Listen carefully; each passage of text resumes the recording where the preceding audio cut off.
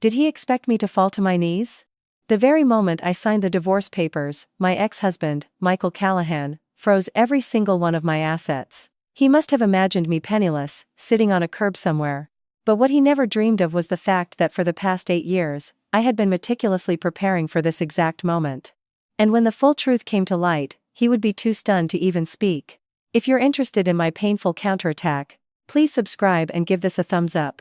Now, let me begin my story. The divorce decree in my hand felt impossibly heavy. The firm impression of the pen where I had just signed lingered on my palm. The smell of fresh ink on the documents mixed with the sterile, cold air of the Manhattan family court hallway, making my head strangely clear. It was not the kind of clarity that comes after crying until you have no tears left. It was the steely transparency of someone who had spent countless silent nights planning, knowing exactly what the next step must be. My ex-husband, Michael Callahan, stood there like a sculpture carved from pure arrogance. He had deliberately worn the one charcoal gray suit I despised most. When we were married, the days he wore that suit were always the days something bad happened: a gathering with his family where they picked apart my every word, or a business party where I was meant to stand behind him like a decoration. He let out a short, sharp laugh through his nose. Michael glanced at me, the corner of his mouth lifting into a cold smirk. "Think of it as a mercy from a former husband," he said. "I left you just enough to breathe."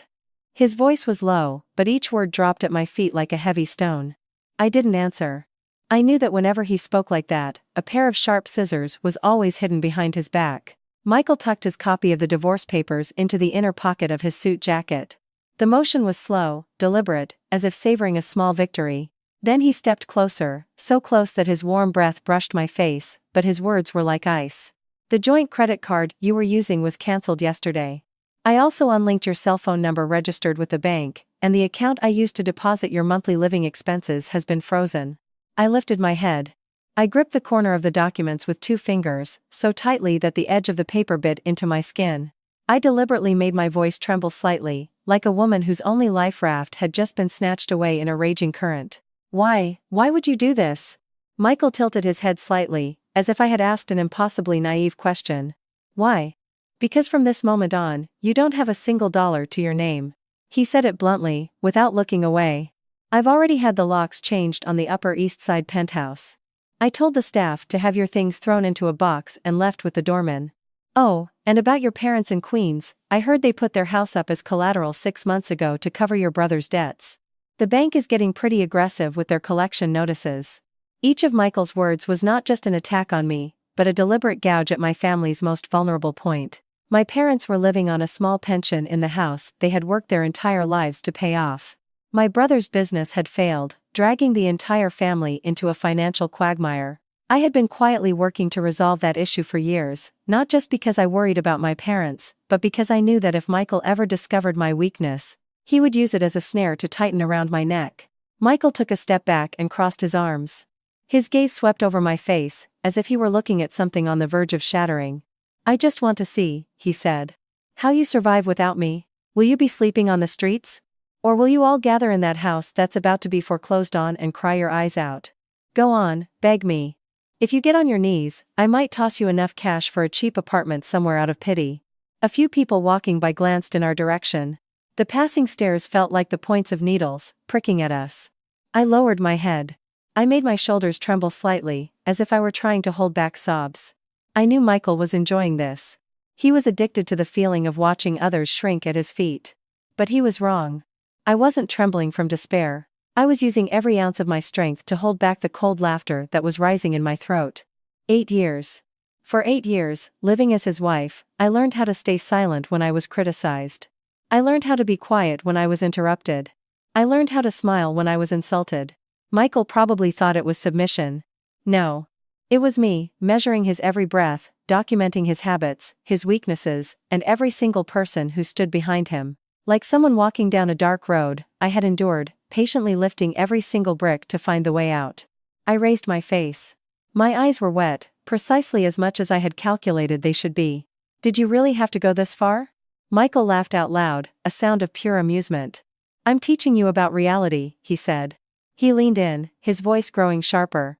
"The reality is, without me, you are nothing. The paperwork is done. Now get lost. You're an eyesore." With that, he turned his back on me. His shoulders were straight, and his stride was firm, like a man who had just taken out the trash. I stood there, watching until his black Escalade blended into the line of traffic and its taillights disappeared. Only then did I wipe my eyes with the back of my hand. There was only the faintest trace of moisture, which I had forced out myself. I picked up the small suitcase I had placed on the bench beside me. The suitcase was laughably light. Michael knew it contained nothing but a few old clothes and some trinkets. He would never have let me take anything of real value. He wanted me to be penniless, to come crawling back to him. I walked out of the courthouse. For a while, I just walked, like a person with nowhere to go. I stopped in front of a convenience store, fumbled in my pocket for some loose change, and bought the cheapest bottle of mineral water. As the cold condensation trickled down the plastic, my mind grew even clearer. I felt someone's eyes on my back. Michael was even more cautious than I had thought. He had someone following me. I took out my smartphone and, with a faint gesture of desperation, opened my banking app. I made sure to put a look of devastation on my face. My finger, scrolling through my contacts, paused on the name Michael Callahan, lingering there as if in conflict. But I didn't press the call button. I sighed and stood up, pulling my suitcase behind me. Somewhere, someone was recording this moment. They would report back to Michael that I was on the brink of collapse. I went down into the subway station. I passed through several stops, leaving the glittering skyscrapers of Midtown behind and heading toward the older neighborhoods of the outer boroughs. I didn't go to my parents' house. I couldn't. If Michael found out I had sought help from my family, he would hold them hostage. I knocked on a first-floor door of a small apartment building. The person who opened it was Sarah, my best friend from college. The moment she saw me with the suitcase, her eyes reddened. She pulled me inside and hugged my shoulders tightly, as if I were made of glass. "Oh my God, Ellie. It's really over?" Sarah's voice trembled. "That man, did he really just throw you out? With nothing?" I put down my suitcase and hugged her back tightly. I patted her on the back. "Don't cry." Sarah looked at me, her eyes a mixture of anger and fear. "Don't cry? Ellie, what are you going to do? You have no job, no money. You've been a housewife for 8 years. How are you going to survive?" I sat down on an old wooden chair and accepted the cup of warm tea she handed me. The warmth soothed the coldness in my palms. I looked Sarah in the eyes and spoke slowly and clearly, in a voice so calm, it surprised even me. "I have a place to live." Sarah looked stunned. "A place to live? Ellie, don't push yourself." I opened my old handbag, the one I'd carried for years, its corners frayed. I reached into the innermost lining, a spot I had restitched with tiny, almost invisible stitches. Inside was an old flip phone. I took it out and placed it on the table, as if revealing a long-held secret. When I pressed the power button, a pale blue screen lit up. I pressed the only speed dial number saved in it. The call connected almost instantly. A crisp, professional woman's voice came on the line. "Eleanor, is everything proceeding as planned?" I glanced down at the divorce decree still in my hand. Then I looked toward the door, as if I could still see the shadow of the departing Escalade. The corner of my mouth lifted into a slight smile. There was not a shred of warmth in it. "Yes, exactly as planned," I said, each word as light as the wind but as solid as a stone. "The revenge plan officially begins now. Tell each department to proceed at the precise time. And remember one thing, you must let him believe I am at rock bottom." Sarah stood frozen. She was staring at me as if she were looking at a stranger. "Ellie, you..." I ended the call, put the flip phone back in its hidden compartment, and closed the bag with a snap. I turned to Sarah and gave a faint smile. It was enough of a smile to make her understand that this was no longer an ordinary divorce. "Sarah, until I contact you, don't look for me. Don't tell anyone you saw me. Especially not my parents or anyone from Michael Callahan's family." Sarah's mouth was open, tears welling in her eyes. "I'm scared for you." I nodded. "I'm scared too. But being scared doesn't mean I can stop." I stood up and picked up my Featherlight suitcase. Before I left, I paused at the door. A cold wind seemed to rush through me, but it wasn't from despair. It was from the feeling that the time had finally come. I looked back at Sarah one last time. "Thank you for being here for me," I said. "A storm is coming." I stepped outside, blending into the late afternoon haze, the sound of traffic, and the dusty smell of the city. I deliberately walked past a few intersections with security cameras, letting them record the image of a recently divorced woman, dragging a suitcase, completely lost. When I was certain no one was directly following me anymore, I stopped on a quiet corner, took out the flip phone, and sent a short text message. "Objective activated. Maintain persona of poverty with maximum realism. Continue psychological pressure. Leaks are forbidden. I put the phone away and took a deep breath. Michael Callahan said he wanted to see how I would survive without money. Fine. I would show him. But by the time he realized what was happening, he would be the one with nowhere left to run. That night, I didn't go to the safe house apartment I had prepared. If Michael already had people watching me, I had to show them exactly what he wanted to see. A woman, freshly divorced, without money or connections, desperately scrambling to find a place to stay. I rented a room in a rundown walk-up in the Bronx for $800 a month. The walls were stained, the steel door was rusted, and the hallway was so dark you had to feel your way forward. The room was less than 100 square feet. A squeaky metal bed, a plastic desk with a wobbly leg, and an old fan that groaned as it turned. The bathroom was a shared one at the end of the hall, requiring slippers and a bit of courage for every visit. I put down my suitcase and looked around. The damp air made my skin crawl, but I calmly made the bed, wiped down the desk, and opened the window for ventilation. I knew that somewhere, a camera lens was recording this scene. A woman who had lost everything but was still trying to maintain some semblance of cleanliness. To them, it would look like a pathetic display of pride. To me, it was part of the plan. Every action had to be natural enough, and convincing enough. The next day, I put on an old shirt and faded jeans. I wore no makeup and tied my hair back in a low ponytail. I went to a small counseling center in the neighborhood. At the front desk, I spoke with a slightly hoarse voice and an anxious gaze. "My name is Eleanor, I have an appointment." In the counseling room, I sat across from a therapist named Dr. Evans. I told her a carefully edited version of the truth.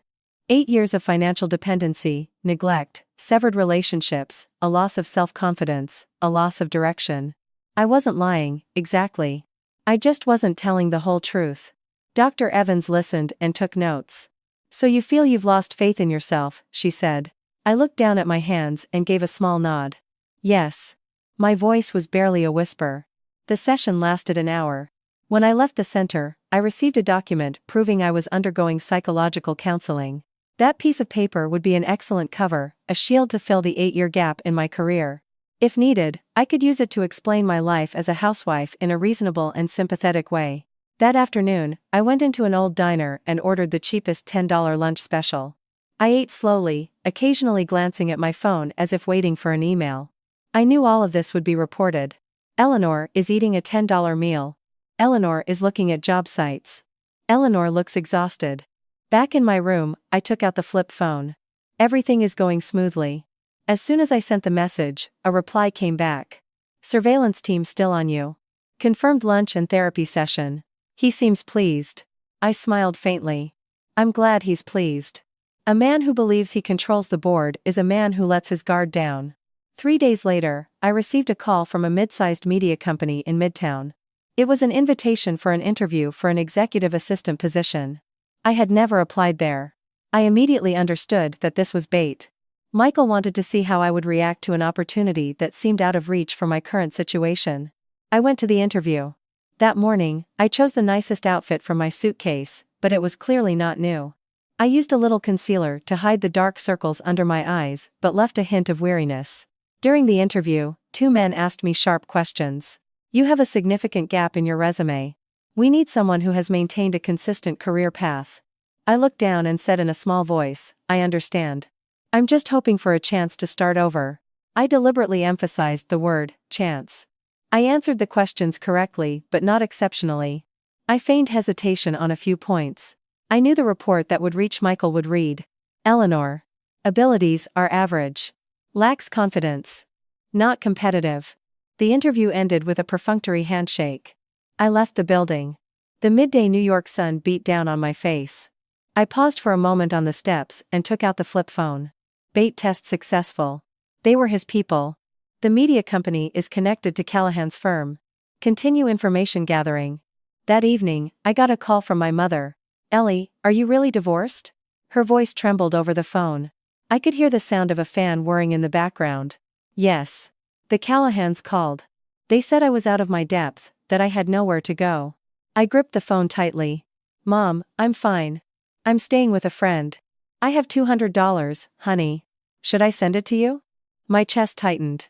My parents lived on a meager pension. $200 was not a small amount for them. I don't need it, Mom. Ellie, don't be stubborn. I took a deep breath. Mom, for once, just listen to me. Don't take any more calls from that family. If they bring up money, just say you need time. And do not, under any circumstances, sign any documents. My mother was silent for a moment. What on earth are you doing? I stared at the mottled stains on the ceiling of my apartment. They looked like a gray map. I'm just trying to survive. I hung up the phone and leaned my back against the wall. If Michael thought hearing my parents' worried voices would make me break, he was wrong again. It was precisely for my parents that I could not afford to fail even once. A week later, the first piece of news about the project Michael was pouring a massive amount of capital into began to circulate. A short post on a financial forum raised questions about a legal issue with the site of a factory being built in the Meadowlands. The post was quickly deleted, but it was enough to cause a stir among a few small-time investors. I read the news on my smartphone, the one with the frozen bank account. My heart was calm. I hadn't spread the rumor. I just knew that the rumor would appear at exactly the right time. That night, in my 100-square-foot room, I sat on the metal bed and opened an old laptop. The pale blue light illuminated my face. I double-checked all the connections, the flow of funds, the contracts, the intermediaries. Everything was like chess pieces already in place, just waiting for a light touch. I didn't sleep much, but I wasn't tired. The next morning, I went to a local market and bought vegetables that were on sale. I deliberately haggled over a few dollars. The vendor laughed at me sympathetically. I let them pity me. Pity is the best camouflage. In the afternoon, I ran into Michael's mother, Mrs. Callahan, in front of a high-end salon on Madison Avenue. She was just leaving with her friends, dressed in a vibrant designer dress, her hair impeccably styled. She stopped when she saw me holding a grocery bag full of cheap vegetables. Her gaze slid from the top of my head to the tips of my shoes. Well, if it isn't Eleanor. Her voice was high and shrill. What is my former daughter-in-law doing in a place like this? Her friends whispered amongst themselves. I looked down and said nothing. I heard you were thrown out of the house. I didn't answer. Mrs. Callahan took a $50 bill from her purse and held it out in front of me, as if making an offering. Here, take this. Buy yourself some decent clothes. Don't go around embarrassing our family. I looked at the bill, and then at her. My heart beat slowly. I couldn't be too strong, nor too weak. I gently pushed her hand away. I appreciate the thought, but I can't accept it. My voice was quiet but clear. I don't need his money anymore. The air around us froze for a few seconds. A flash of anger crossed Mrs. Callahan's face. I bowed my head slightly, then walked straight past them. I knew this scene would be recounted to Michael at the dinner table. He would think I was clinging to pointless pride. He would be even more convinced that I was in a position of weakness, with nothing left but a fragile ego. That was exactly what I wanted him to believe. That night, I received a message.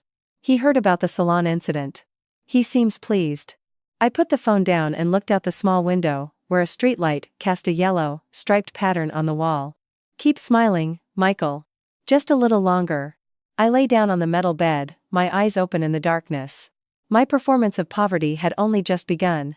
And when the curtain finally fell, I wouldn't be the one left with nothing. After the encounter with Mrs. Callahan, everything proceeded as I had predicted. For 3 consecutive days, the person watching me changed, but their methods remained the same. A man on a gray motorcycle was always parked about 30 feet from my apartment building. Wearing a helmet pulled down low, he would pretend to be reading news on his phone. I never looked at him directly. I would just walk past, my back slightly hunched, carrying my bag of vegetables, my pace unhurried. I had to make them believe that I was simply enduring, day by day. But while this performance was ongoing, another current was moving silently beneath the surface. I started taking on small freelance jobs through the internet: translation, report editing, analysis, even helping a few startups with their investment proposals. My name never appeared anywhere. Everything was processed through an intermediary account set up in Sarah's name. The money wasn't much, but it was enough to sustain my life and, more importantly, to keep my mind from getting rusty. At night, in that 100-square-foot room, I sat in front of my laptop. The white light illuminated the plastic desk. I opened the file on the project Michael was pouring capital into.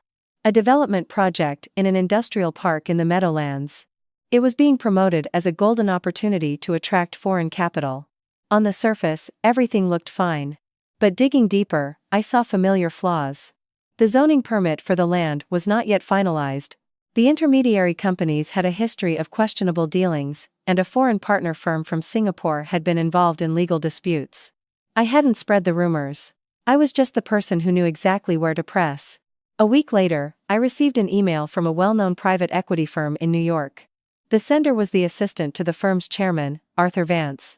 They had seen an analysis report I had anonymously created through a freelance platform and wanted to hear more. I read the email 3 times. The name Arthur Vance was familiar.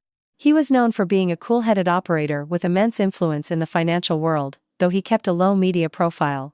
If I could get into his orbit, I would be closer to the center of the game. I knew this could be a real opportunity, or it could be another trap set by Michael. I sent back a humbly worded reply, confirming a meeting at their office building on Wall Street. That morning, I didn't wear my old clothes. I chose a simple white blouse and well-fitting black slacks. I tied my hair back neatly. I wanted to look presentable, but not flashy. I stood in front of the small mirror in my room and looked into my own eyes. The weary expression I had carefully crafted over the past 2 weeks was gone.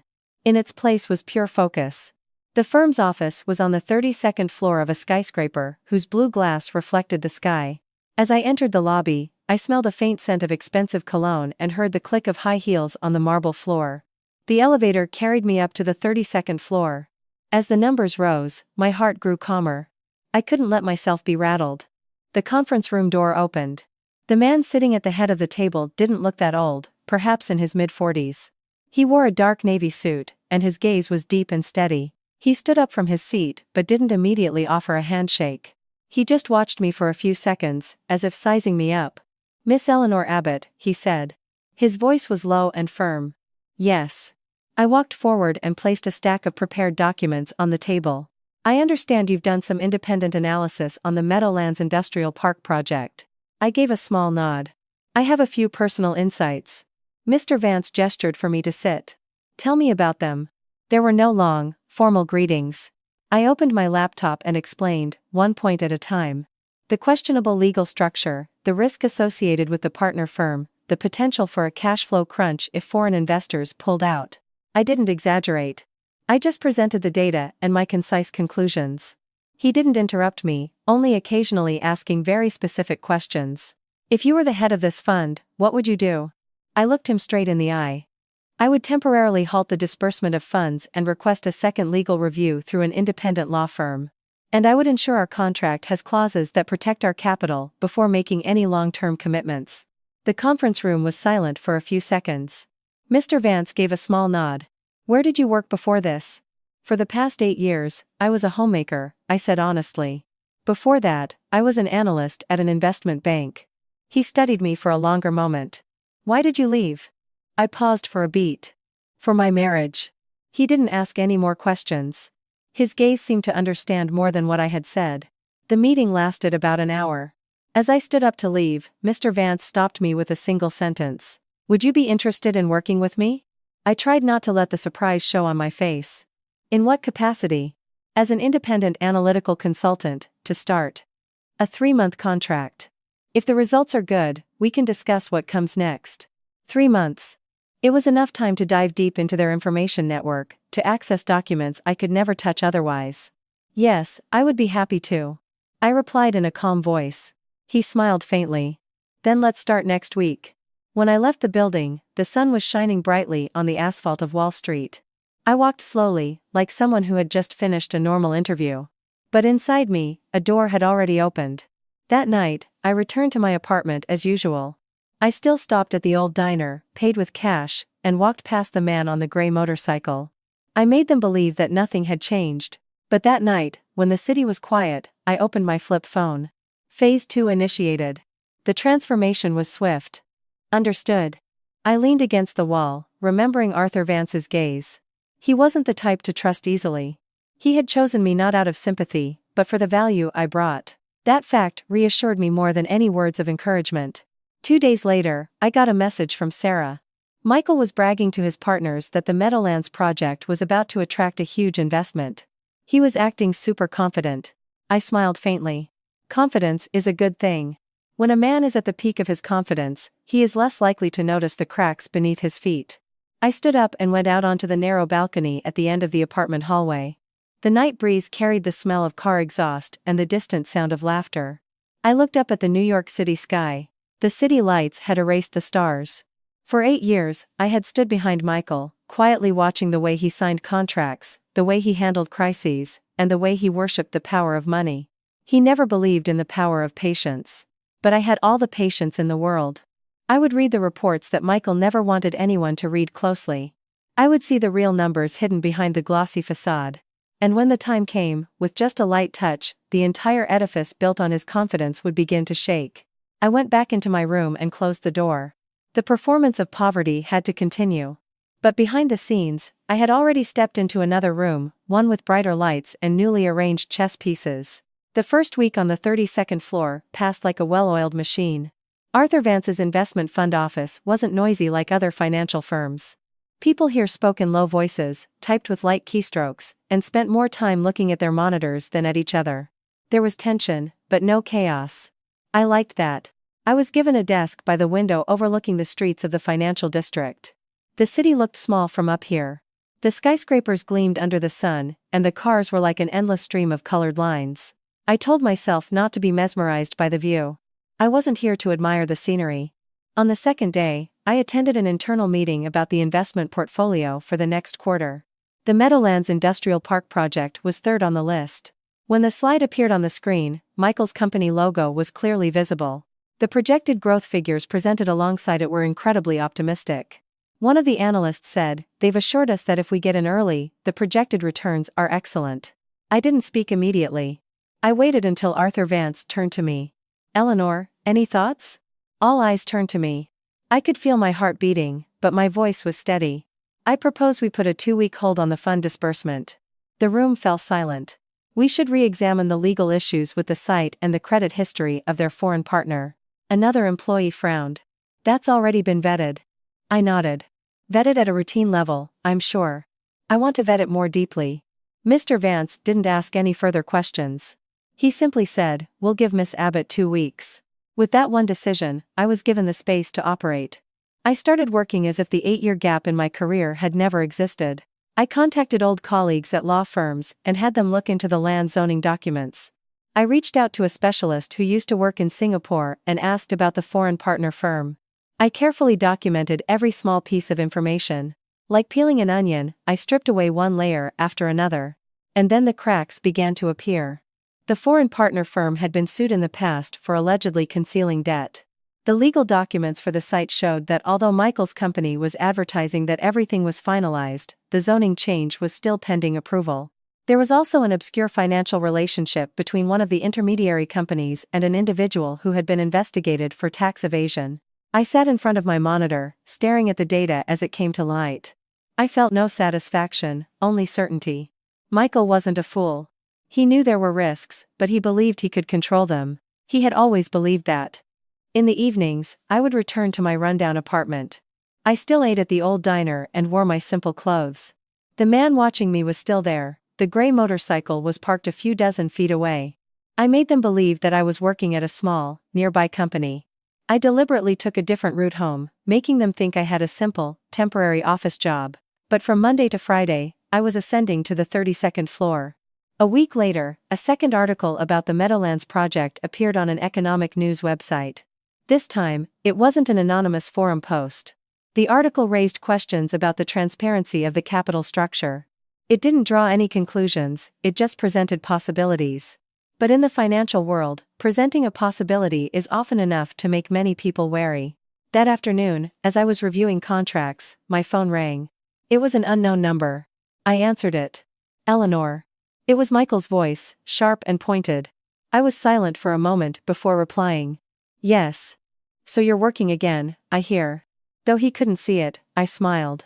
"A girl's got to eat." He snorted. "Where are you working? Some small-time firm?" "Something like that," I answered briefly. "Is everything okay?" The question sounded like concern, but I knew it was a probe. "Yes, I'm fine. Why did you call?" "Just to ask that." There was a few seconds of silence on the other end. "Eleanor," his voice lowered. "The Meadowlands project. You don't have anything to do with that, do you?" My heart gave a single, hard beat, but I didn't let it show. What could I possibly have to do with it? I laughed lightly. I'm just worried about paying my rent right now. Michael hung up without another word. I put the phone down and stared at my laptop screen. He was starting to smell something amiss. Good. But it wasn't enough yet. 2 days later, I completed my internal report for Arthur Vance. I clearly laid out each risk and added my recommendation. If our fund puts our investment on hold, other funds are likely to follow suit.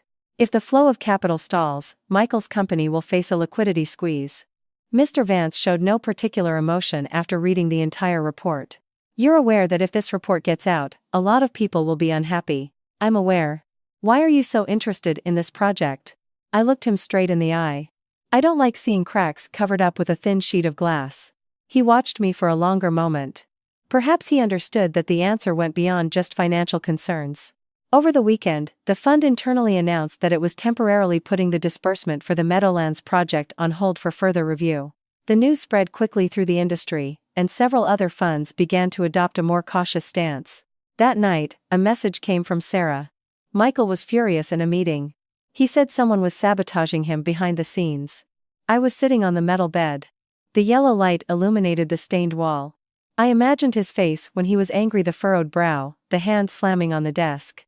I had seen him angry many times over the past 8 years, but this was different. This time, he didn't know who was cornering him. My phone rang again. A text from an unknown number. What are you doing right now?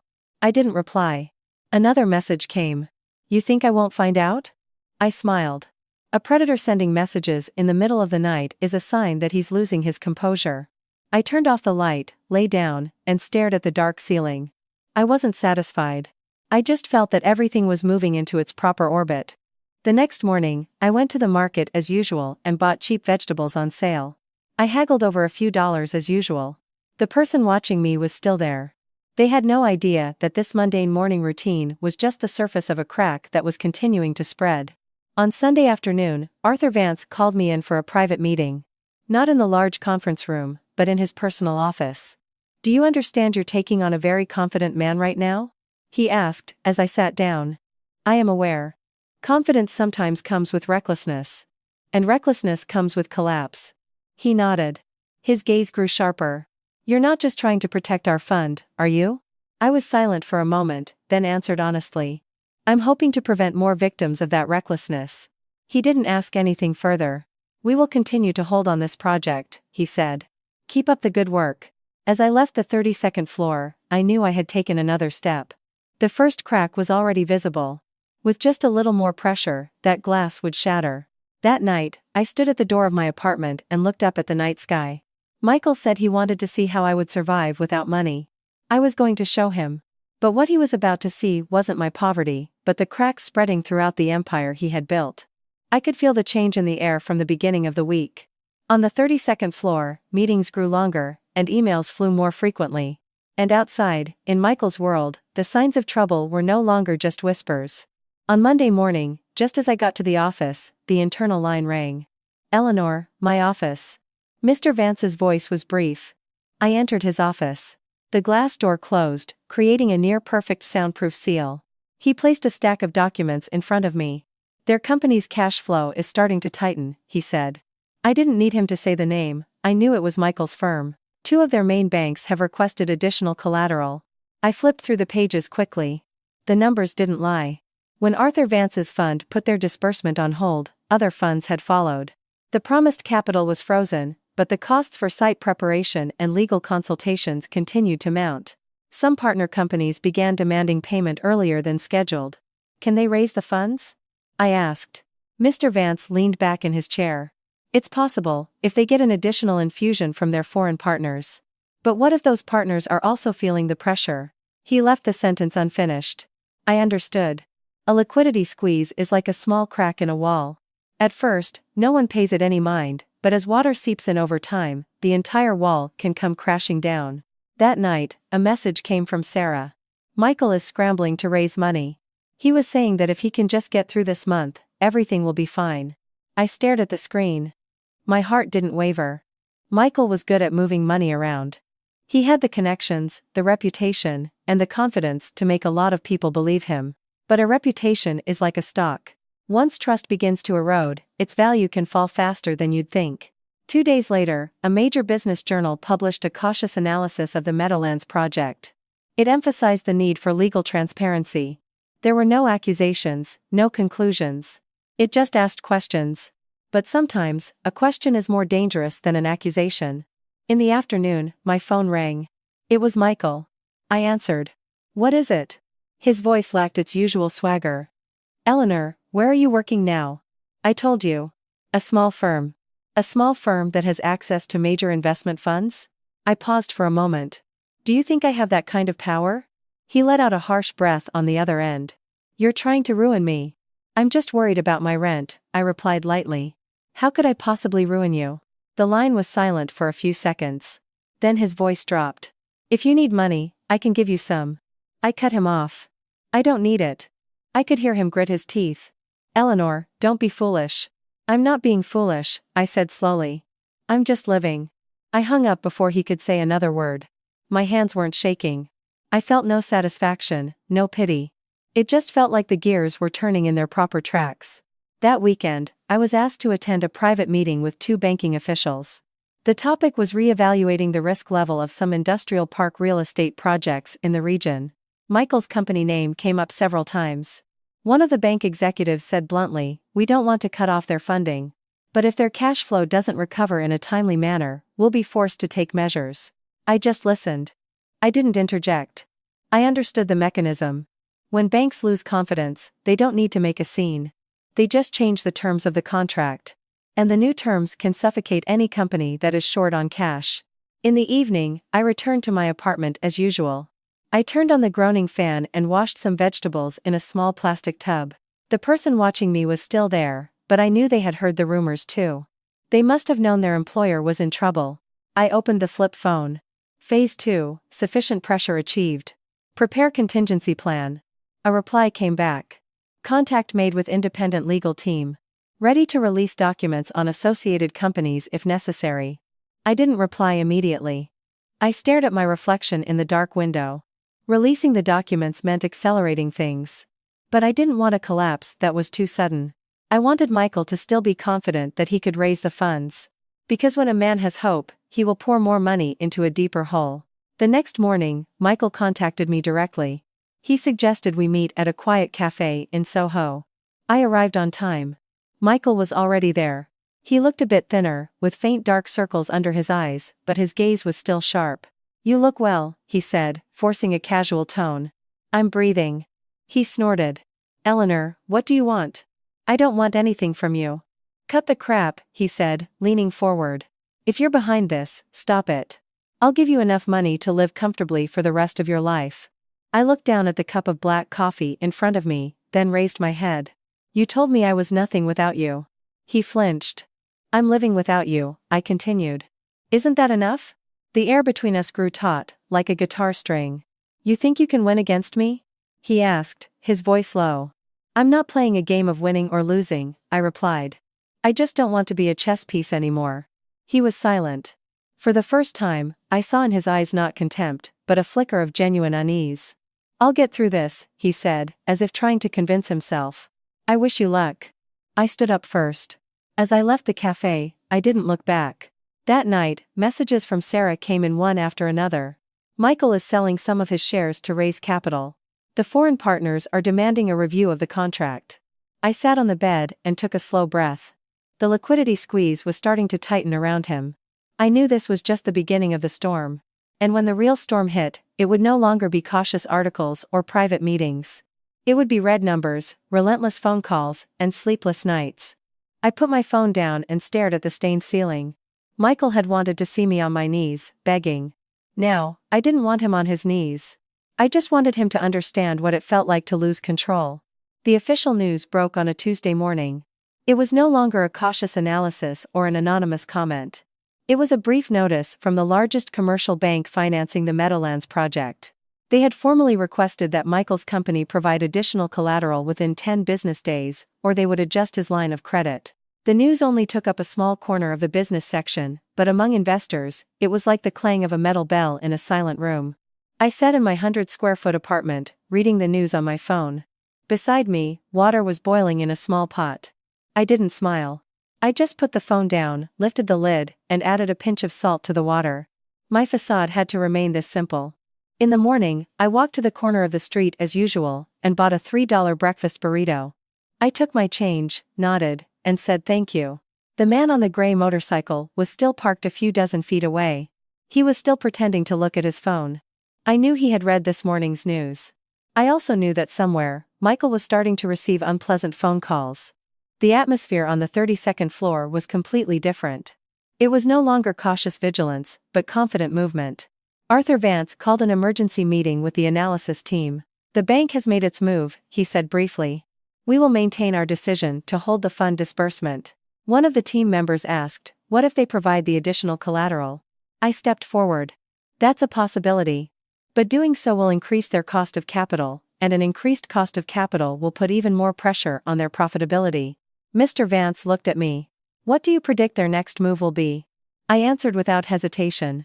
They will either sell more shares or secure high-interest, short-term financing. And if they choose the latter, the interest payments will eat into their profits before the project even becomes operational. The room was silent for a few seconds. No one argued. That afternoon, Sarah sent me a stream of messages. Michael just held a shareholder meeting. He declared that everything is under control. He's meeting with a group of private investors tonight. I read the messages and assembled the pieces in my head. Michael was not a man who showed panic in public. He would maintain his confident image until the very last moment. But I knew him. When cornered, he was more likely to accelerate than to retreat. That night, my phone rang. Michael's number appeared on the screen. I stared at it for a few seconds before answering. Eleanor, his voice wasn't as sharp as before, but I could tell he was trying to maintain control. Did you see the news this morning? I saw it in the paper. It's nothing, he said quickly. Just a procedural issue. I remained silent. You don't believe me, do you? He asked. It's not my place to believe or not believe, I replied calmly. I'm just a person worrying about her rent. He let out a harsh breath. Eleanor, if you want to come back, I can make a place for you. I paused for a moment. Come back, and do what? At least you wouldn't have to live like this. I looked around the small room, at the damp walls, the groaning fan. This is enough for me, I said slowly. And I don't want to come back. The line was silent for a few seconds. You've changed, he said. Maybe, I replied. Or maybe I'm just not afraid anymore. I hung up before the conversation could venture into unnecessary emotional territory. 2 days later, a second piece of news broke. A major private investor announced they were pulling out of the Meadowlands project, citing a portfolio restructuring. The market took it as a sign of lost confidence. In the private stock market, the value of Michael's company began to fall. On the 32nd floor, we received an updated report. Arthur Vance didn't say much. He just asked me one question. How long do you think they can hold on? I looked at the cash flow chart and said, if they don't find a new source of funding within 2 weeks, they will have to start selling assets. He nodded. It seems we won't have to push them any further. I understood his meaning. The natural pressure was already enough. That night, I didn't go straight back to my apartment. I walked along the path by the East River. The yellow streetlights reflected on the calm water. The wind gently brushed through my hair. I remembered my 8 years of marriage, the moments I stood behind Michael at contract signing ceremonies, listening to him talk about strategy and ambition. I had believed he was strong. I thought his confidence was a safe place. But now, I realized it was also his greatest weakness. My phone buzzed. A text from an unknown number. Are you happy now? I didn't reply. A second message came. Don't push me. I turned off the screen. An arrogant man sending threatening messages at night was proof that he had felt the first wound. The next morning, I woke up early as usual and went to the market with my grocery bag. The person watching me was still there, but his gaze was no longer indifferent. Perhaps he was worried about his own paycheck. At the office, I received an email from the independent legal team. They had confirmed another crucial fact. An affiliated company had used a single collateral asset to secure 2 different loans. If this information were to be made public, the parent company's creditworthiness would take a serious hit. I read the email and took a deep breath. This was a sharp knife, but I didn't want to use it yet. If the banks tightened the screws a little more, everything would come to light on its own. In the afternoon, I was surprised to get another request to meet from Michael. Not at a cafe this time, but at his office. I knew this was a reckless move, but I agreed. When I entered the familiar office, the smell of wood and cologne was the same. Michael was standing with his back to the window. "You came," he said without turning around. "I don't have much time," I replied. He turned. His gaze was no longer absolutely sharp. "Eleanor, stop this." "Stop what?" He stepped closer. "You know what I'm talking about." I looked him straight in the eye. "I'm not doing anything." He let out a short, harsh laugh. "You think I don't know?" "I was just standing behind you," I said slowly. "I know where you are strong, and where you are weak." The air between us grew heavy. "You want to see me fail?" he asked. "I want you to understand what it feels like to lose control," I replied. He was silent. For the first time, I saw in his eyes not confidence, but the shadow of real fear. "I will get through this," he said, as if trying to convince himself. "I don't doubt your abilities," I said. "But this time, you're not the only one controlling the board." I turned and left his office, without waiting for a response. As the elevator doors closed, I stared at my reflection in the metal walls. I didn't see a discarded woman. I saw a person who had walked out of the darkness on her own. The first wound had been inflicted. And I knew the next one would not be shallow. After the meeting in Michael's office, one thing became clear. He no longer saw me as a pathetic ex-wife or a chess piece that could be won over with a bit of money or a proposition. He had started to see me as an official threat. That day, his eyes held not just anger, but also caution. And when a man accustomed to control becomes cautious, he chooses one of two paths: retreat, or attack with greater force. I knew Michael would not retreat. 2 days later, the first piece of information about his counterattack arrived. Sarah sent a message late at night. "Michael is spreading rumors in the industry. He's saying that speculators are deliberately manipulating the media to devalue the project. Your name hasn't come up, but he's looking for the mastermind." I read the message in the dark room, my only light coming from the sliver of a streetlight through the window. I wasn't surprised. When people can't find a specific target, they create an imaginary enemy. But I knew that if he caught even the slightest scent of a trail, he would follow it to the end. The next morning when I arrived on the 32nd floor, Arthur Vance already knew about the rumors. "There's some chatter," he said briefly as I sat down in front of him. "Your name hasn't been mentioned, but there's talk of someone with intimate knowledge of the company's internal structure being involved." I looked at him. "Are you suspecting me?" Mr. Vance met my gaze directly. "I'm only interested in the data."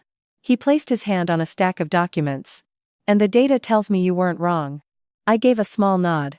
That was what I needed, not blind faith, but trust based on the value I had produced. But at the same time, I understood that the game was changing. If Michael felt cornered, he might use pieces I hadn't anticipated. That afternoon, my mother called. Her voice was more shaken than usual. "Eleanor, people from his family came by just now." I shot up from my chair. "Did they do anything?" "They said you're deliberately trying to ruin Michael's business. They said if you don't stop, they'll sue you." I gripped the phone tightly. "You didn't sign anything, did you?" "No," her voice was hoarse. "But it was scary." I closed my eyes for a moment. This was what I had expected. When he couldn't get to me directly, he would try to get to my family. "Mom, listen to me," I said, each word slow and clear. "No one can sue you for this. If they come back, call the local police precinct. Don't talk to them anymore." My mother was silent for a few seconds. "What kind of trouble are you in, Eleanor?" "I'm just protecting myself." I hung up. My heart was still beating fast. I was prepared for a head-on confrontation in the business world. But when family was involved, it wasn't as easy to control my emotions. That night, I sent a message on the flip phone. "Activate family protection plan. Intensify internal media monitoring." No public response. The reply was swift. "Understood." 2 days later, the real tipping point came. A second bank notified Michael's company that they were adjusting their line of credit. It wasn't a complete cutoff, but it was enough to trigger a domino effect. Partner companies began demanding upfront payments. Rumors circulated that several of his company's executives were already sending out their resumes. On the 32nd floor, we received continuous updates. Arthur Vance called a brief meeting. "This is the crucial phase," he said. "If they can't raise capital within 10 days, they'll be forced to sell major assets." I looked at the cash flow chart. The red line was getting thicker. "He won't sell easily," I said. "He'll try to protect his image until the very last moment." Mr. Vance looked at me. "You still think you're outside of this game?" I knew the question wasn't an accusation. It was a reminder that I was too deeply involved to pretend to be an outsider anymore. Late in the afternoon, I got a call from Michael. This time, his voice could no longer maintain its control. "Eleanor, what the hell do you want?" "I don't want anything." "Don't lie," he growled. "The second bank just squeezed our funding." "You think that's a coincidence?" I was silent for a moment. "You said I was nothing without you," I replied. "Now you think I have the power to move all of this?" He took a harsh breath on the other end. "You're getting revenge." "I'm just not helping you," I said lightly. "That's a different thing." A few seconds of silence passed. "Eleanor," his voice dropped. "I could lose everything." "I know the feeling," I replied. "You already gave it to me." I hung up. My hands trembled slightly, but not from fear. It was from the realization that I had already crossed a line. This was no longer a game of adjusting speed. This was the moment he truly felt the crisis. That night, I didn't go straight back to the apartment. I sat on a bench by the East River, watching the cars go by. I remembered the days I used to wait for him to come home late, the days I stayed silent when he ignored me in public, the past when I believed patience was the way to protect my family. I didn't regret loving him. But I was no longer willing to live in that shadow. My phone buzzed. It was a message from Sarah. "Michael just held an emergency meeting. He's decided to put up some of his personal assets as additional collateral." I stared at the screen. My heart beat slowly. This was the tipping point. When a man starts using personal assets to save a corporation, it's proof that he's putting nearly everything he has on the line. I replied with just 2 words. "Stay silent." The next morning, the market reacted faster than I had thought. Rumors of the personal asset collateral spread. No one confirmed it, but it was enough to keep pushing the company's stock price down. On the 32nd floor, Arthur Vance received the report and looked at me. "Any regrets?" he asked. I looked out the glass window at the city spreading out under the sun. "I didn't push him," I said. "I just didn't catch him." He said nothing more. That night, when I returned to my apartment, the gray motorcycle was gone from its usual spot. I paused for a few seconds. They had either pulled their personnel, or changed their surveillance methods. I opened the door and entered the familiar small space. I sat on the metal bed and stared at the stained ceiling. The tipping point had arrived. But I knew a building doesn't collapse from a single crack. It needed more force, more time, more pressure from different directions. And I knew that every step I took from now on would be more dangerous. The disappearance of the gray motorcycle from the alley was not a coincidence. That morning, when I went to buy my usual breakfast burrito, I paused for a moment. The man in the helmet was gone, as was the prying gaze hidden behind a phone screen. The alley was as noisy as ever with the sound of delivery bikes, but I knew one thing. Michael had withdrawn his surveillance. Either he no longer had the resources to spare for me, or he was focusing all his energy elsewhere. Either possibility was to my advantage. The air on the 32nd floor was heavier than ever. The internal update at 8 a.m. confirmed a significant event. The foreign partner firm in the Meadowlands project had sent an official letter stating they would conduct a full review of all partnership terms before their next fund transfer. The reason they gave was a very polite one, ensuring transparency and investment security, but everyone in the financial world knew it was a sign of doubt. Arthur Vance called me into his personal office. "The foreign partners have slowed down," he said briefly. "This is the first domino." I looked at the stack of documents on his desk. "If they pull out completely, the project will fall into a serious funding crisis." He nodded. "And if the project's funding dries up, the banks will have a perfect reason to apply more pressure." We looked at each other for a few seconds. Without needing to say more, we both knew the chain reaction had begun. During my lunch break, messages from Sarah came in one after another. Michael just had a video conference with the foreign partners and he was furious. Apparently, they demanded more transparent information about the intermediary companies. I read the message and quickly assembled the pieces in my head. The intermediary companies. That was the biggest weakness. I hadn't detonated that information yet. But if a bank or another investor dug a little deeper, it would inevitably come to light. That same afternoon, a business news site published an article about the possibility of a liquidity crisis in some industrial park projects in the region. No specific names were mentioned, but no one in the market was confused about who the target was. The market reacted faster than expected. The stock price of Michael's company continued to fall. This time, it wasn't a gradual decline, it was a clear, steep drop. That night, my phone rang incessantly. It was Michael. I stared at the screen for a few seconds before answering. "Eleanor," his voice was hoarser than before. "What are you doing right now?" "I just got off work." Did you see it? He asked, his voice as taut as a guitar string. The stock price crashed. I saw it in the news, I replied. Are you happy now? I was silent for a few seconds. I never set out to make you happy or disappointed. He took a harsh breath. Eleanor, I could lose everything. I lost everything too, I said slowly. The only difference is, I had no one to beg. The line went silent. I heard him take a deep breath. He continued. If you're involved in this, stop it. I'll solve your family's problems. I'll pay off your parents' debt. I laughed faintly. You think money can buy my silence? It's because you're angry right now. I'm not angry, I replied. I'm just not afraid anymore. I hung up. For the first time since the divorce, I heard a distinct crack in his voice. It wasn't a threat or a proposition. It was the last gasp of a man trying to hold on to something slipping through his fingers. The next morning, official news broke that the foreign partner firm was temporarily suspending fund transfers until an independent review was complete. This meant the project's cash flow was almost completely cut off. A third bank announced it was reevaluating its entire credit limit. On the 32nd floor, Arthur Vance stared at the bright red graph on the screen. A chain reaction, he said. Faster than I thought. I looked down at my hands. I felt no joy. I just felt that everything was proceeding according to market logic. When trust is lost, no one wants to be the last one holding the stock. Late in the afternoon, my mother called. Eleanor, people from his family came again. Her voice trembled. They said the company is in big trouble because of you. I gripped the phone tightly. Mom, listen to me. I said slowly. No one can legally blame me for this. Don't be afraid.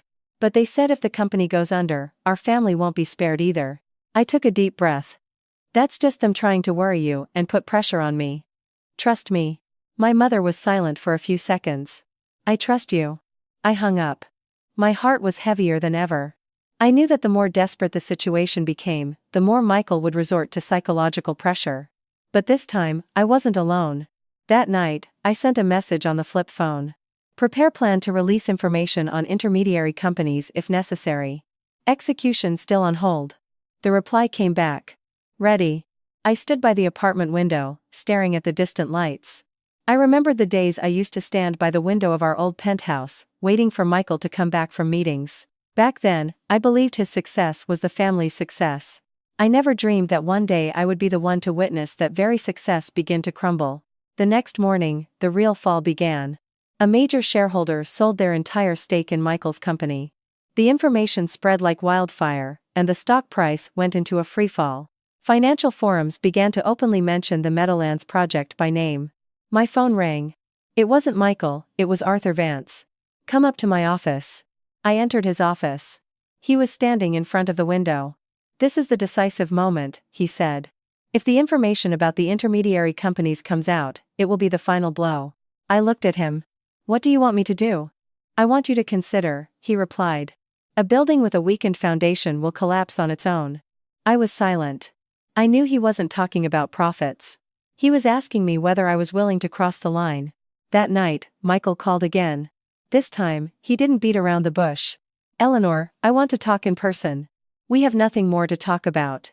You're cornering me, his voice was hoarse. You want to see me go bankrupt?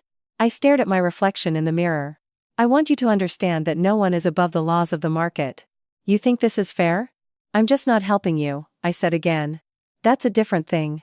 The other end of the line went silent. The chain reaction had already started. And I knew that even if I didn't push any further, the game had already entered an irreversible stage. That morning, the sky over New York was gray, as if the city were holding its breath before a great storm. The moment I entered the 32nd floor, I felt a different kind of velocity. No one was speaking loudly, but the phones were ringing off the hook, and update emails were flooding in. The market status board on the large screen outside the common space was flashing a familiar red. Michael's company stock was in a freefall. It was no longer a normal fluctuation, it was an unstoppable crash. I sat at my desk and opened the latest update report. A single sentence caught my eye: a formal request for loan restructuring was required within 7 days. In finance, 7 days can be the line between life and death. Arthur Vance came out of a conference room. His gaze was calm but more intense than usual. Eleanor, he called out in a low voice. I stood up and followed him into his office. The foreign partners have pulled out completely, he said. It's no longer a review. I nodded. So, their cash flow is effectively frozen. He looked at me. What do you predict he will do next? I took a deep breath. He will either look for a last-minute strategic investor or sell a major asset at a steep discount. And if no one buys, I said slowly, the building will collapse on its own. The air in the office was as heavy as lead. This was no longer about strategy. This was about survival. That afternoon, Sarah called instead of texting. Her voice was frantic. Eleanor, things are really serious. Michael was just publicly condemned by his shareholders. There are even demands for him to step down as CEO. I was silent for a few seconds. How did he react? He said everything is under control. Sarah sighed. But from what I could see, his face didn't have that same confidence anymore. I hung up and placed my hands on my desk. I remembered his gaze at those glamorous parties, a wine glass in hand, speaking as if he held the future in his palm. I used to believe in that gaze. Now I understood it was just a glittering glass mask hiding his inner recklessness. That night, my phone rang. Michael's name appeared. I stared at it longer than usual before answering. Eleanor, his voice was hoarse and devoid of any tension. Will you meet me? I think we've said all there is to say. No, we haven't, he said, his voice urgent. We have to talk in person. I was silent for a moment. Where? At that cafe we used to go to. I agreed. The cafe wasn't crowded. The rich smell of coffee mixed with soft music. Michael was sitting in a corner booth. He was no longer in his impeccably tailored suit. His shirt was slightly wrinkled, and his tie was loosened. He looked up as I approached. His eyes were deeply tired. You came, he said quietly. I sat across from him. You have something to say. He looked at me for a few seconds, as if weighing pride against reality. I need more time. Time for what? Time to raise the funds. If this project collapses, I lose everything. I looked him straight in the eye. You told me I was nothing without you. He closed his eyes for a moment. I was wrong. I said nothing. Eleanor, his voice dropped. Can you talk to that fund, ask them to back off? I let out a faint laugh. You think I have that kind of authority? I know you have influence. I shook my head. You're overestimating me more than you ever have. He looked down, gripping his coffee cup with both hands. Please. That one word fell onto the table like a heavy object. I looked at him. For the first time in all these years, I heard the word, please, come from Michael's mouth. Please. Don't push me any further. I took a deep breath. I'm not pushing you, I said clearly. The situation is pushing you. Forget the logic, he said, looking up. His eyes were red. You know that if the company goes bankrupt, I'm not the only one who gets hurt. I know, I replied. But you also knew all of these risks from the beginning. He fell silent. I was behind you, I continued. I saw you sign contracts on shaky legal ground. I heard you say you'd deal with the risks later. Well, later has arrived. He let out a harsh breath. You think I'm going to get on my knees? I don't want you on your knees, I said. I just want you to understand what it feels like to be cornered. A heavy silence fell between us. I could hear the distinct sound of a spoon clinking against a cup at the next table. Eleanor, he said, his voice even quieter. Even if I go bankrupt, you get nothing back. I looked at him for a long time. I've already lost enough, I replied. I don't need anything more from you. He leaned back in his chair. His gaze was the emptiest I had ever seen. So this is really the end. I stood up. No, I said. It's just time for you to take responsibility for yourself. I left the cafe and stepped out onto the street. A light rain had begun to fall. I didn't open my umbrella. The cold droplets on my face made me feel more clear-headed than ever. That night, the news came in one after another. A major contractor announced they were halting cooperation until payment was received, and the stock price fell again. Rumors flew that calls from creditors were flooding in. I sat in my apartment, listening to the rain on the tin roof. I didn't feel happy. I just felt that a chapter was closing. My phone buzzed again. A text from Michael. I'm really begging you. I stared at the words for a long time. It was the first plea. But I knew the storm had not yet passed. The morning after, I woke up earlier than usual. The rain had stopped, and the air was damp and heavy. I stood in front of the small mirror in my apartment and looked at my face. The weary look I had deliberately crafted for weeks was gone. I tied my hair back neatly and chose a white blouse and black slacks. Today was not a day for playing poor. It was the day everything would be laid bare. When I entered the 32nd floor, the atmosphere was completely different. Arthur Vance had been there since early morning. On his desk was a thick file containing all the legal documents related to Michael's intermediary companies. "Are you ready?" he asked. I took a deep breath as I looked at the stack of documents. "If we release this, there's no going back." He nodded. "The market needs transparency. This is no longer a personal matter." The internal meeting was swift. The legal team confirmed that all the materials had been verified through independent sources and that there was no fabricated information. No fabrications, no incitement. Just the truth, rearranged in a clear order. "If this information gets out, the pressure will double," one team member said. I replied, "The pressure already existed. Today, that pressure just gets a name." At 10 a.m., a press release was sent to several major financial news outlets. It wasn't aggressive or sensational. It just listed the facts: double-pledged assets, potential risks, and the possible impact on their ability to pay. The market reacted. The stock price of Michael's company went into a vertical dive. The phones in the office rang off the hook. The red numbers on the large screen traced a steep cliff that went on and on. Mr. Vance looked at me. "This is the final blow." I said nothing. I just watched the chart like an EKG slowly flatlining. That same afternoon, the news spread widely. Banks universally demanded a reevaluation of collateral assets. Some creditors demanded immediate repayment. The already depleted cash flow was now almost completely choked off. Sarah called. Her voice was frantic. "Eleanor, it's chaos at Michael's company. There are rumors he's been asked to resign." I closed my eyes for a moment. How did he react? "He's been in closed-door meetings all morning. I heard the banks demanded to meet with him directly." I put the phone down. The image of the arrogant man in my mind was gone. All that was left was the image of a person desperately trying to hold on to the last few pieces. At 3 p.m., my phone rang. Michael's name appeared on the screen. I knew this call would be different from all the others. I answered. "Eleanor," his voice was hoarse. "You did this." I didn't deny it. I just released the truth. "You knew what the result would be." "I knew." He let out a harsh breath. "The bank just gave me notice. If I can't cover the collateral in 3 days, they'll initiate loan recovery." I was silent. "Eleanor," his voice sank. "I'm actually begging you now." I heard the word begging clearly.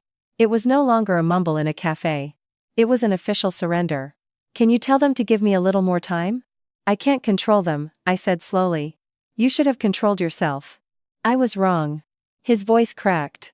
I was too confident. I looked out the office window at the city, which was moving on as usual. "You said you wanted to see how I would survive with nothing," I reminded him. "Now you know how it feels." Only a shallow breath came from the other end. "Eleanor, I can't take it." I closed my eyes. A part of me remembered the early days of our marriage when we talked about the future together. But that memory was not enough to change the present. "I didn't bankrupt you," I said clearly. "You chose this path yourself." I hung up. In the evening, the bank's official notice was made public. If a plan for additional collateral was not presented within 3 days, the loan would be converted to a bad debt and processed according to the contract. It was practically a death sentence. I sat in my small apartment, watching my phone screen light up incessantly. News, comments, analysis, the name Michael Callahan filled the financial forums. My mother called. "Eleanor, it's gotten really bad, hasn't it? Are you okay?" I laughed lightly. "I'm fine." My mother was silent for a few seconds before saying quietly, "I don't blame you, honey." I gripped the phone tightly. I just wanted us to not have to be afraid anymore. I hung up and stared at the ceiling. The day of revelation was over.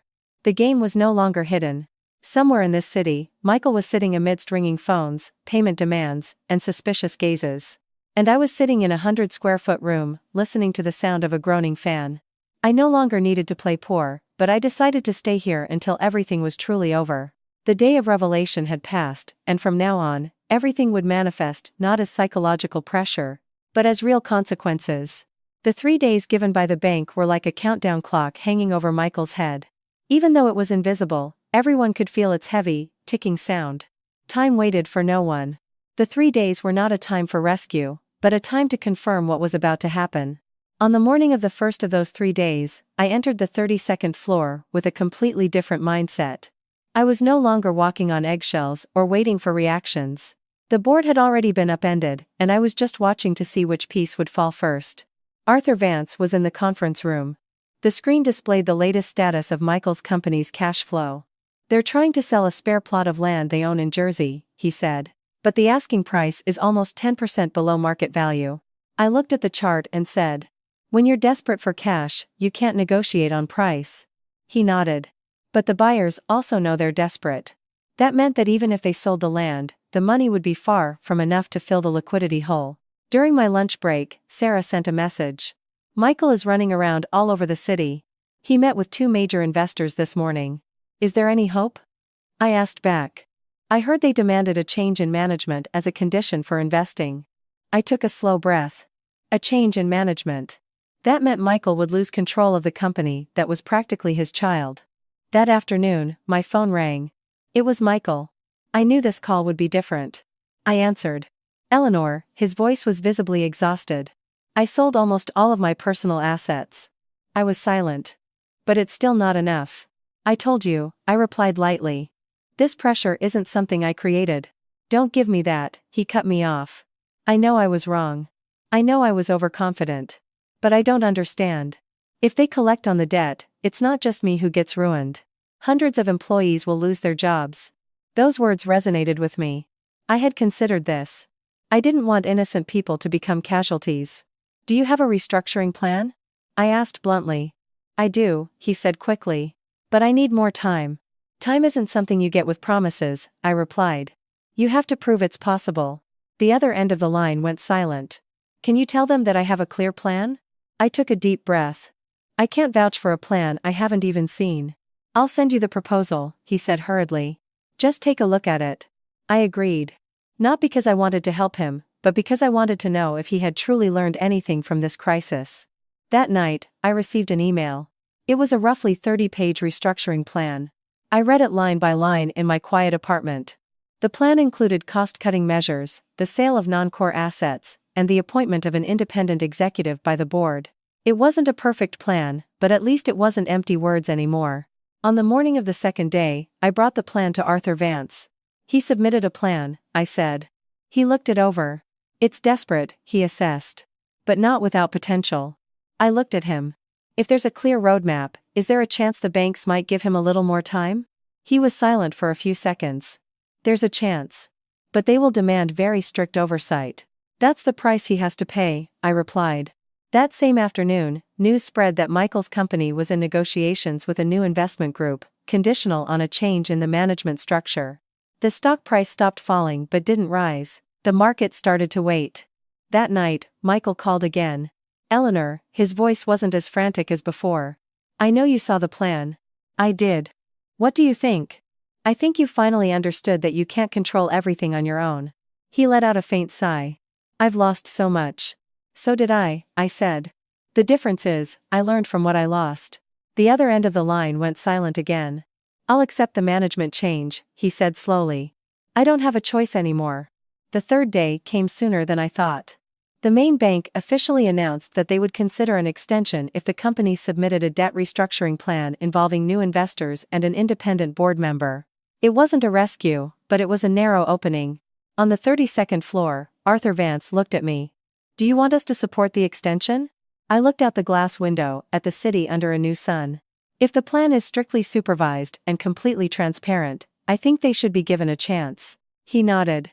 "Because this is no longer a personal matter." I smiled faintly. "Yes. Exactly."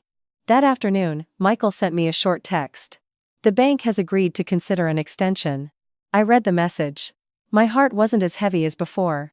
Not because he was completely out of the crisis, but because he had to pay the price with his control and reputation.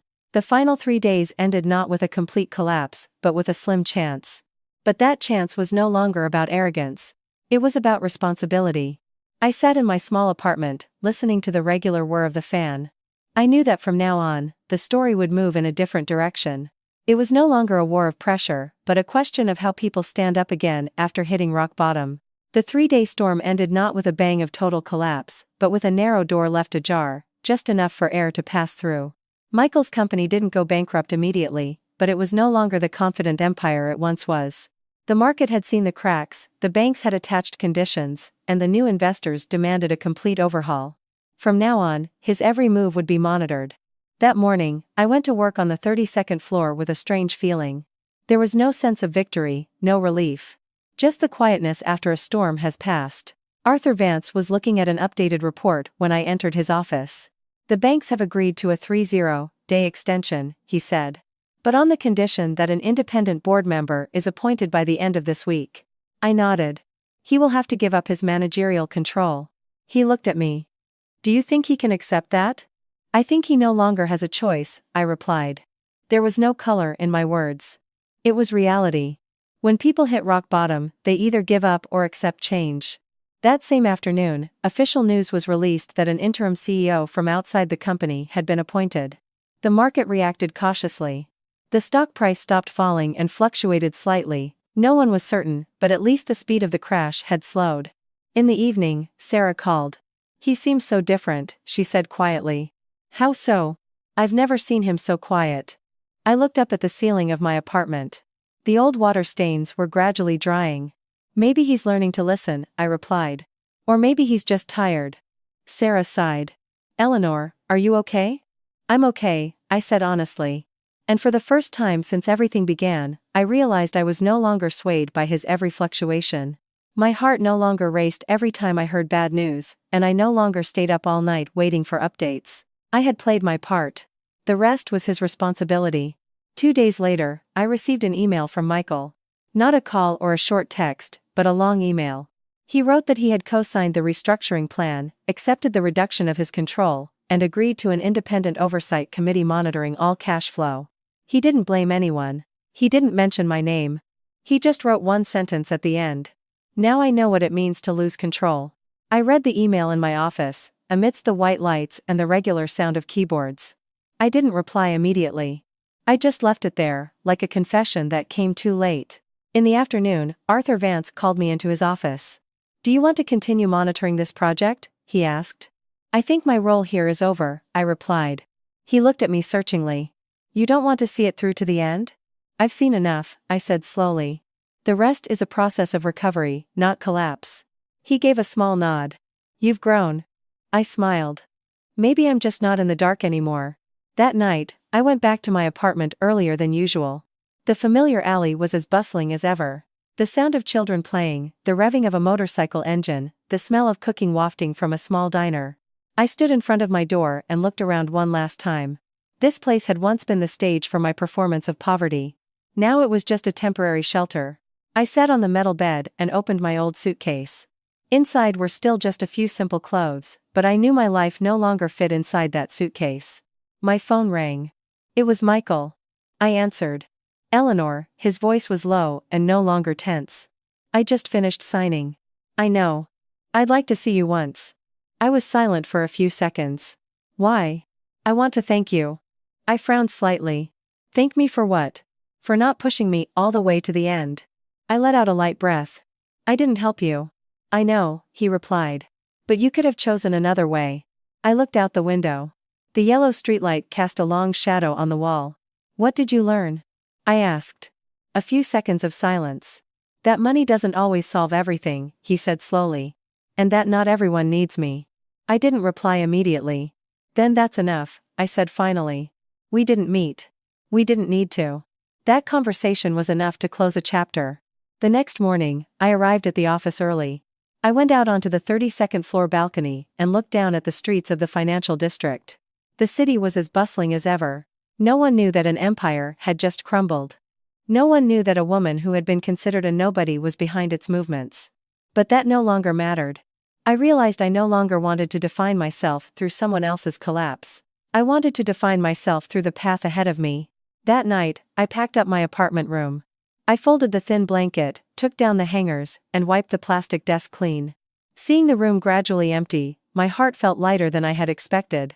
It wasn't just Michael who had changed after hitting rock bottom. I had changed too. I left that apartment on a sunny morning. There were no tears, no dramatic scenes. I just pulled my old suitcase, walked out of the alley, and paused for a moment to look around one last time.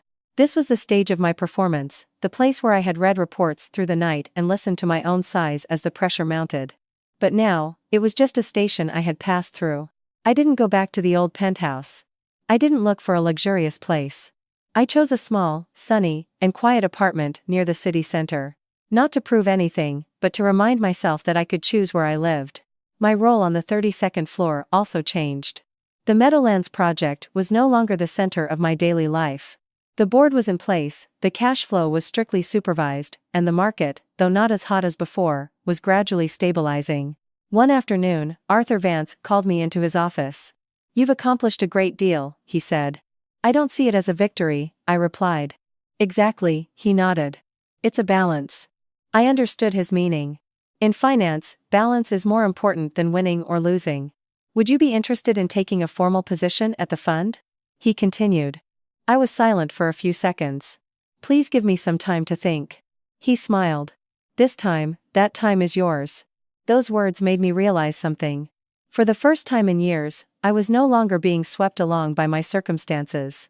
I had the right to choose. That night, I received a message from Sarah. Michael just held an internal press conference.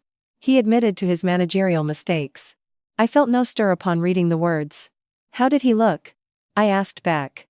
"Different from before. A lot of his sharp edges are gone." I put the phone down and looked out the balcony of my new apartment. The city under the lights was the same, but I had changed. 2 days later, Michael sent a short message. "I've taken care of your family's debt. It's all paid off." I stared at the text for a long time. Not because I was moved, but because I understood that this was his way of closing a chapter on his own. I called him back. "You didn't have to do that." I needed to. His voice was calm. "It wasn't to get anything. It was just a responsibility." I took a deep breath. "Thank you." That was it. Nothing more. We didn't talk again. At the office, I started to participate in a new project, helping small and medium-sized enterprises build sustainable financial structures to avoid the kind of liquidity crisis I had witnessed. I realized I wanted to use this experience to help others avoid falling into the same vortex. One morning, as I was giving a presentation to a group of young startup founders, I suddenly saw a glimpse of my old self, a person who believed too much in one individual and forgot about the system and the risks. I told them something I had to learn at a very high cost. Never bet your entire future on a single person, no matter how brilliant they may seem. Those words weren't just for them. They were for the me of 8 years ago. One weekend, I received an invitation to attend a major financial conference. My name was on the list of speakers, under the role of risk analysis specialist. As I stood on the stage under the white lights, I no longer felt like I was standing behind someone. I was standing alone. And I wasn't afraid. After the conference, people approached me to shake my hand. Among them was a familiar face. It was Michael. He was wearing a simple suit, no longer with a flashy air. "Hello," he said. "Hello," I replied. We stood facing each other in the crowd. There was no more tension, no more anger. "I heard your presentation," he said. "It was very clear. I just spoke about what I've learned." He nodded. "I'm relearning too." I looked at him for a few seconds. "That's good." We didn't say anything more. There was no need for apologies or rehashing the past. Some things, without being repeated, were understood by both of us. As I left the convention center, I paused on the steps and took a deep breath of the night air. I remembered that day, standing in the cold hallway with the divorce decree in my hand. From then until now, everything seemed to have traced a steep curve. I was no longer a woman who trembled in the face of threats. I was no longer a person living to prove something to someone. I walked down the steps and blended into the crowd. The city was as bright as ever, the cars were still running, and life went on. But for me, this was the first moment I had truly stepped into the light, not from someone else's shadow, but from my own. I used to think this journey would end in a massive explosion, with one side completely destroyed and the other standing at the top. But that night, walking out of the convention center, I understood that not everything follows a movie script. There were no fireworks, no dramatic revenge. There were just people who had hit their limits and were forced to change. In the weeks that followed, my life slowed down to a surprisingly gentle pace. There were no more incessant late-night calls, no more bright red graphs covering my screen. I was still working at the fund, but no longer focused on the Meadowlands project. I was put in charge of a team assessing risk for new investments. The job demanded absolute coolness and objectivity.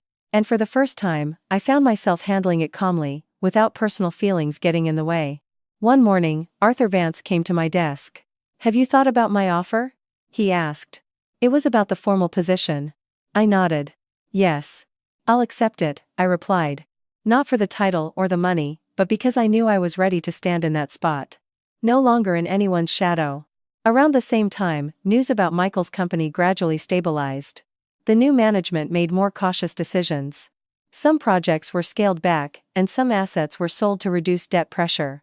There were no more flamboyant expansion plans, no more personal press conferences. Instead, there was a quiet restructuring. Sarah still updated me with news from time to time. Michael doesn't appear in the media much anymore, she said in one call. He seems to be spending most of his time on internal work. Though she couldn't see it, I nodded. Perhaps he had understood the value of sustainability.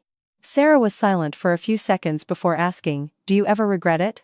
I thought for a long time before answering. No, I said. But I'm not proud of it either. That was the truth.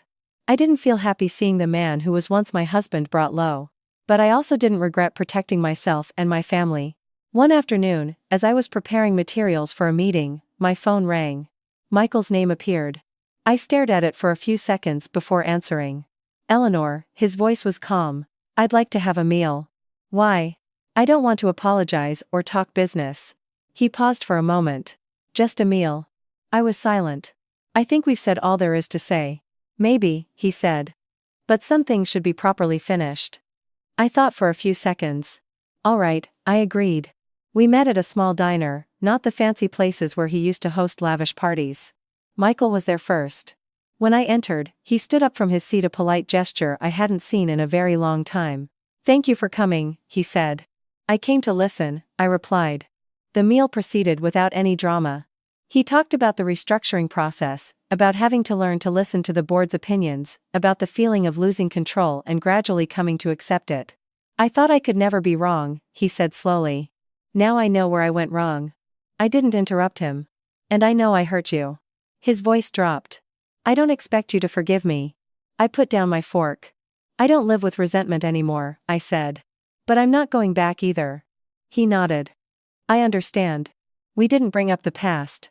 We didn't mention the harsh words, the cold, contemptuous gazes. Some things, once they have passed, are best left alone. When the meal was over, he looked at me at the diner's door. Take care, he said. You too, I replied. I walked away without looking back. Not because I was being cold, but because I knew I had truly finished everything. Back in my apartment, I opened the balcony door and let the night breeze in. I remembered the first few days after I left our old home, when my mind was filled with confusion and self-loathing. If someone had told me then that I would end up here today, I wouldn't have believed them. Now, everything was no longer about war, or revenge, or proof. It was just a journey of growth for two people who had once been entangled and had hurt each other. I looked down at the lit-up streets and listened to the sound of cars in the distance. Life went on, stopping for no one. And I knew that the final part of this story was not about collapse, but about enlightenment. Some storms pass to destroy, and some pass to allow people to rebuild from scratch. But some storms target not houses or money, but arrogance and the illusions we build for ourselves. When my storm ended, I was not standing on ruins. I was standing in the middle of an empty plot of land, able to decide for myself what to build next. One morning at the end of the year, I was in my new office at the investment fund. The small nameplate on my desk wasn't very conspicuous, but it was enough to remind me of the long journey I had walked. I was no longer the neglected woman in my old marriage. I was no longer the person who quietly calculated every step to flip the board. I was just me, with a piece forged in experience and cracks. The Meadowlands project gradually stabilized. There were no more reckless expansion plans, no more articles praising phenomenal growth rates. Instead, there were clear financial reports, regular oversight meetings, and a slow but steady pace. I was no longer directly involved with that project, but I sometimes read the reports. Not out of curiosity, but because I wanted to see if the lessons were being correctly applied. One weekend afternoon, I went to visit my mother. The small house was the same, but my mother's face looked much more at peace than before. You seem so different these days, my mother said as we sat drinking tea. How so? You seem confident, but not heavy anymore. I laughed. Maybe I've learned to let go. My mother looked at me for a long time. Letting go is a good thing. But don't let your heart become hard. I nodded. I understood what she meant. Just because you've been hurt doesn't mean you should close your heart. That night, I received a message from Michael. It wasn't an apology or a proposition. It was just a picture of a company conference room with the caption, "First meeting with the new board. Learning from scratch." I looked at the picture for a few seconds before replying, "Be patient." That was it. I didn't feel a flutter or a twinge of discomfort when I saw his name on the screen. Just peace. My life no longer revolved around proving anything. I started to use my time for things I had put off. I took an advanced course in risk management. At night, instead of staring at stock charts, I read books. Every morning, as I jogged, I felt my own heartbeat, not the volatility of the market. Once, a young colleague asked me, "Ma'am, are you no longer afraid of failure?" I thought for a moment before answering. I am. But I don't let that fear control me. That's the biggest thing I learned. Not how to defeat others, but how to not be ruled by fear. A year after I held that divorce decree, I stood on the stage of another financial conference. This time, I didn't talk about my personal story. I talked about risk management, liquidity, and the dangers of over-relying on financial leverage. But in every sentence, I knew I was speaking from my own real experience. When the conference was over, a young woman approached me. "Ma'am, can you give me one piece of advice?" she asked. "Don't ever let anyone make you believe that your value depends on them," I replied. She smiled. As I watched her disappear into the crowd, I suddenly saw a glimpse of myself 8 years ago in her gaze. That night, I stood on the balcony of my apartment, looking down at the lit-up city. The wind gently brushed through my hair. I thought about the journey I had taken, from a neglected woman, to a person who quietly prepared every step. And then, to a person calm enough to know when to stop. I don't regret loving him. I don't regret leaving him. And I don't regret not helping him when he had to face the consequences of his own actions. Peace is not when there are no waves. Peace is when the waves have passed, and we are still standing firm. And today, I am standing firm.